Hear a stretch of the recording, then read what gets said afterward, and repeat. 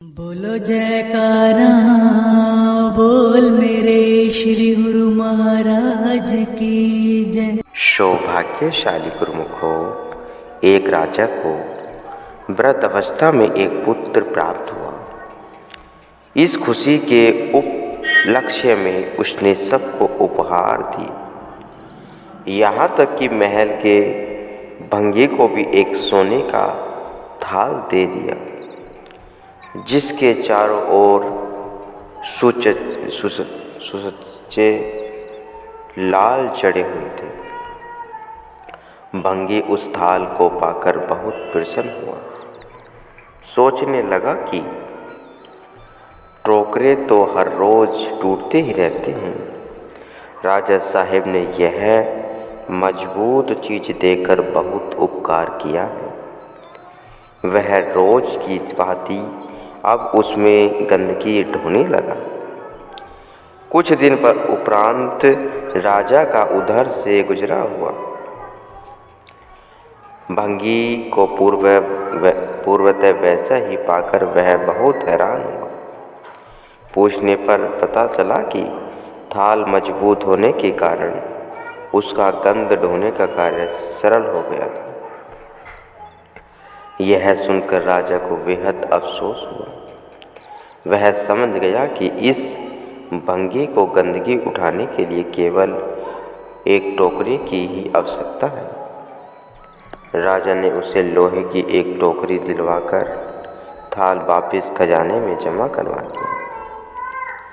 जिस प्रकार भंगी को कीमती वस्तु मिली भी, लेकिन पारखी न होने के कारण वह उससे कोई लाभ नहीं उठा पाया, उसी प्रकार मनुष्य शरीर जिसके द्वारा प्रभु परमात्मा की प्राप्ति हो सकती है, अज्ञानी जीव उससे विषय विकारों रूपी गंदगी ढोकर लाभ से वंचित है। सत्पुरुष अपनी वाणी में कथन करते हैं,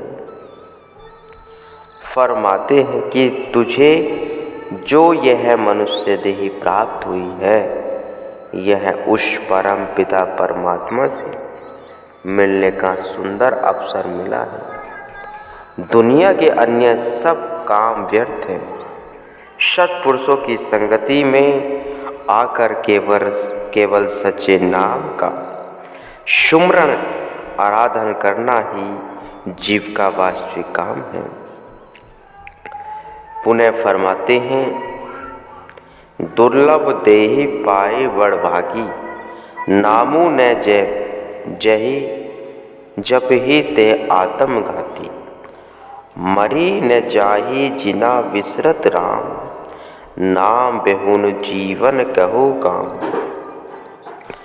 अर्थात मनुष्य जन्म बहुत मुश्किल से बहुत ही पुण्य कर्मों के फलस्वरूप प्राप्त हुआ है।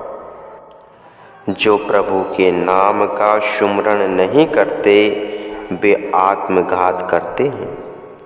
जो जगत में आकर जगत पिता को भूल जाते हैं, उनके लिए तो मृत्यु को ही प्राप्त हो जाना अच्छा है, क्योंकि नाम से ही हीन मनुष्य का जीवन किस काम का है।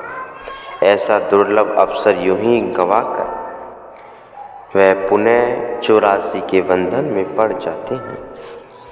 लख 84 ही भ्रम ते दुर्लभ जन्मों पाए ओए, नानक नाम क्षमा ले तो यू विनु नेड़ा हो आए। 84 लाख योनियों में भ्रमने के पश्चात यह दुर्लभ मनुष्य जन्म मिला है। इस दुर्लभ अवसर को प्राप्त करके तू नाम का सुमरण कर, क्योंकि जाने का दिन निकट ही आ रहा है। भाव यही है कि जीवन क्षणभंगुर है और बहुत थोड़े समय के लिए प्राप्त हुआ है। इसलिए समय रहते ही नाम की कमाई करके आत्मा को परमात्मा से एकाकार करने में ही जीवात्मा की भलाई है। यही मनुष्य जन्म का ध्येय है। एक सूरदास जी एक कोठरी में बंद था, जिसमें 84 दरवाजे थे। उनमें से एक ही दरवाज़ा खुला था, बाकी सब बंद थे। वह सूरदास कोठरी से बाहर निकलने के लिए सभी दरवाज़ों पर हाथ रखता हुआ जैसे ही खुले हुए दरवाजे के समीप पहुंचा तो अचानक उसके सिर पर खुजली हुई। खुजलाता खुजलाता वह उस दरवाजे को पार कर गया। दुर्भाग्यवश वह पुनः उसी 84 के चक्र में फंस गया। यह एक उदाहरण है। ऐसे ही इस जीव को मुक्ति प्राप्त करने के लिए एक द्वार मिला है, वह केवल यह दुर्लभ मानव तन है। संत गोस्वामी श्री तुलसीदास जी अपनी वाणी में वर्णन करते हैं, बड़े भाग मनुष्य तनु पावा, शुर दुर्लभ सब ग्रंथ गावा, साधन धाम मोच कर द्वारा, पाए ने जेहि परलोक सवारा। सो परत दुख पावड़ सिर धुने धुनी पछताए, काल ही कर्म ही ईशा ही मिथ्या दोष लगाए। फरमाते हैं कि बड़े उत्तम भाग्य से यह जो मानव तन मिला है, यह देवताओं को भी दुर्लभ है। ऐसा सब वेदों ग्रंथों में लिखा है। यही मुक्ति प्राप्त करने का द्वार है। फिर भी जो इसे पाकर अपना परलोक नहीं संवारता, वह जीवन भर दुखी एवं अशांत हो सिर धुन धुन कर पछताता रह जाता है। निराश होकर वह कभी कहता है कि मुझे समय ही नहीं मिला, मेरे कर्म ही ऐसे थे, या फिर ईश्वर की यही इच्छा थी।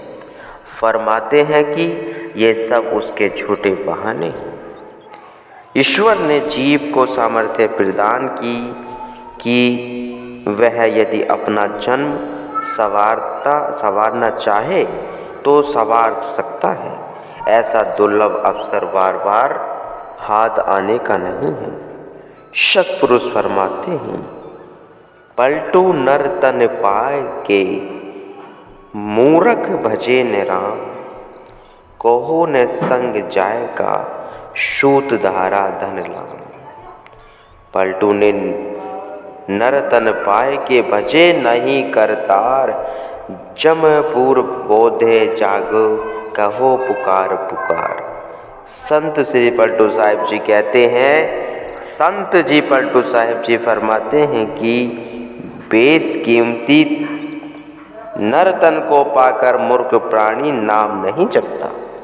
इस नाम के अतिरिक्त अर्थात पुत्र, स्त्री, धन, मकान इत्यादि कुछ भी तेरे साथ ले जाएगा। वर्णन करते हैं कि जो इस तन को पाकर मालिक का भजन नहीं करता, यमराज के दूत उसे कठिन से कठिन यातनाएं देते हैं। इसलिए हे प्राणी, इस मानव तन को पाकर कुछ ऐसा यत्न कर जिससे उस मालिक से मिलाप हो जाए, क्योंकि यह अनमोल जीवन बार बार मिलने वाला नहीं है। सत्पुरुष फरमाते हैं, नर तन पाए यत्न कर ऐसा जिससे वह करतार मिले, ऐसे उत्तम जूनी पदारथ फिर नहीं बारंबार मिले।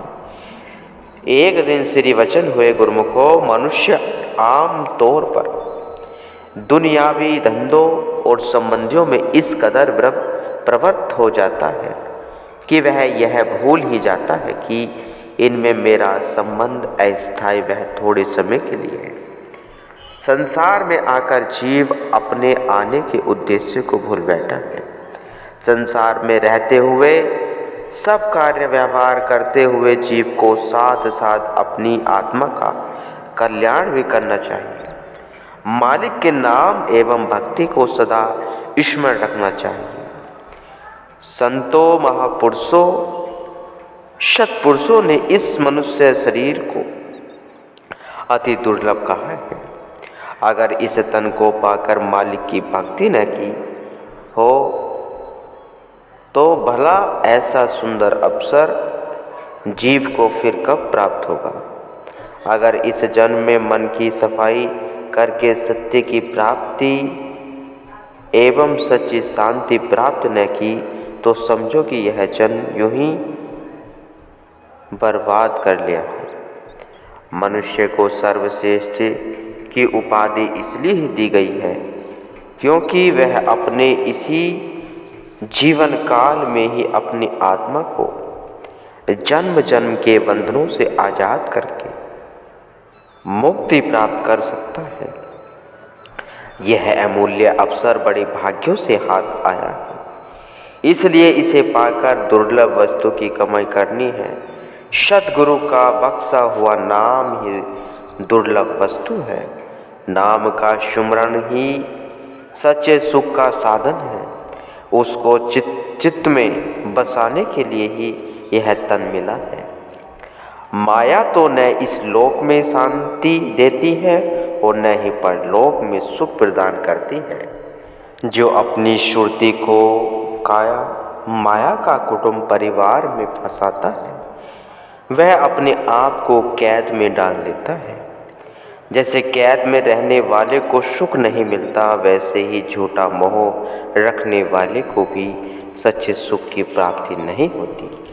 इसलिए संत सद्गुरु जीव को बार बार सचेत करते हैं कि बड़े भाग्यों से प्राप्त हुआ इस सुनहरे अवसर में नाम का जप करके मालिक की भक्ति करके जीवन सफल बनाओ।